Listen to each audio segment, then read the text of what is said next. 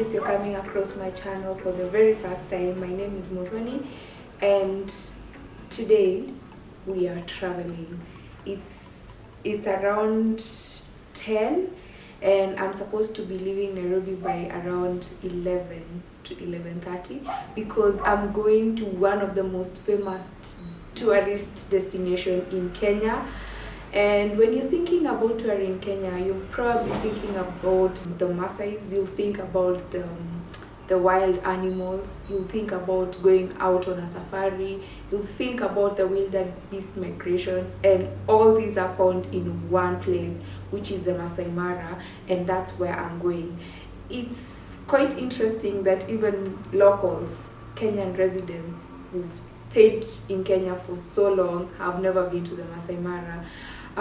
It gets a bit difficult and it's kind of expensive to travel to the Masai Mara, but I'll be traveling on a budget, and my budget is way below what you can expect. I was looking at the options I have, and one of the ways to cut down the cost is use an alternative mode of transport, because you can either fly to the Mara or use maybe a tour company or hire a vehicle, a 4x4 vehicle, because getting there is a bit tricky. And I decided to use the most affordable mode of transport and convenient to go to the Masai Mara, and I'll be using public transport. Most people don't know how to get to the Masai Mara using a MATATU, and that's what I'm going to do today.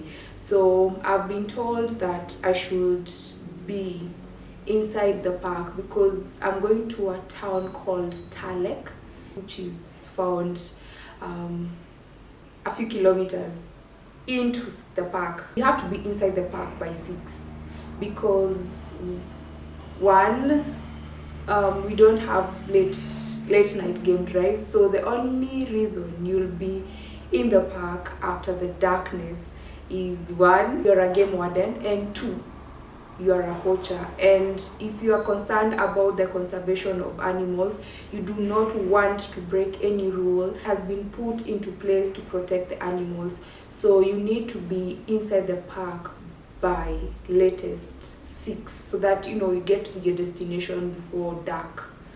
If you're driving your own vehicle and you're getting through the gate, you have to pay 1,000 shillings for Kenyan residents. For Kenyans, I don't know if it's for East Africans, but I'm sure for Kenyans it's 1,000 shillings for the park fee, and if you're a foreigner, you pay 7,000. I'm going to put, if I'm wrong, I'll rectify that. I'll put a text somewhere and tell you the actual charges, or I'll leave the actual charges on the description box, so look out for that. If I'm using public transport like I am, I'll be considered a local, a resident, a local in the Masai Mara, and I will not pay anything because it means I probably live there. Yes. There's one thing I forgot to mention. Before I left, when I knew I was going to the Masai Mara, I'm traveling with 2 of my cousins who know the area so well. So they've been communicating with a driver who will be leaving by 6. So you need to communicate because there are not so many public vehicles going to the direction we are headed to. And so the only easy way is communicate with people there. They will communicate with you the actual time that the last vehicle is leaving.